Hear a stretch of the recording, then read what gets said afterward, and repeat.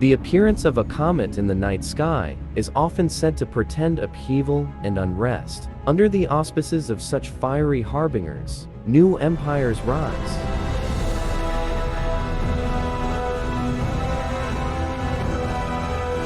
Old cultures fall, and even the stars themselves may vanish from the heavens. The truth is, perhaps, more unsettling. The almighty being known as Aurelion Sol was already ancient before the rise of the mortal races of Runeterra. Born in the first breath of creation, he and those like him roamed the vast nothingness of a pristine celestial realm, seeking to fill this canvas of incalculable breadth with marvels whose twinkling spectra would bring fulfillment and delight to all who witnessed them. As he wandered, Aurelion Sol seldom encountered any equals. The eternal aspects were dispassionate and incurious things, contributing little to existence, content only to compose amusingly self-centered philosophies on the nature of creation.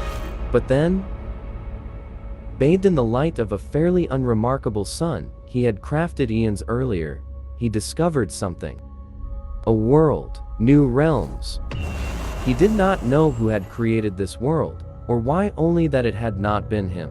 The aspects, who seemed unusually invested in it, implored him to come closer.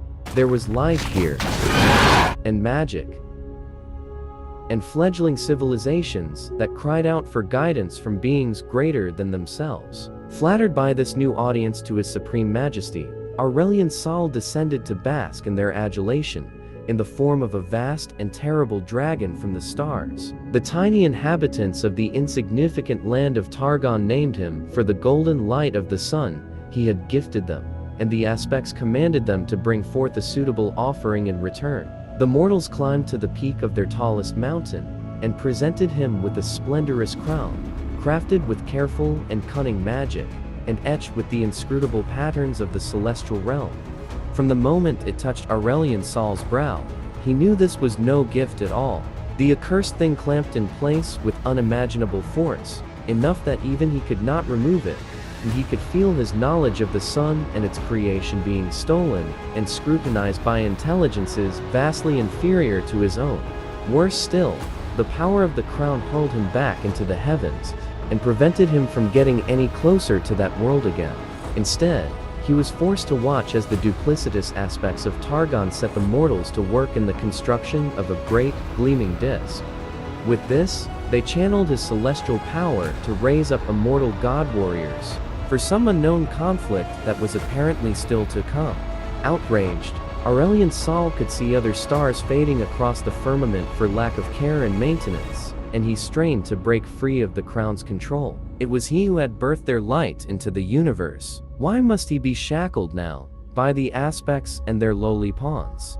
He roared with glee when the sun disk failed, only to see a second, more powerful one take its place. Eventually, resigned to his fate, he saw the god warriors cast down their rivals, then chittering creatures of pure darkness, and eventually each other.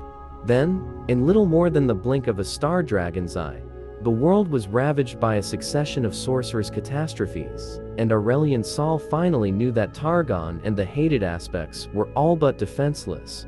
As he cautiously circled back, he realized the magic that bound him was weakening. Flecks of gold began to fall from his crown, each one blazing across the skies like a comet.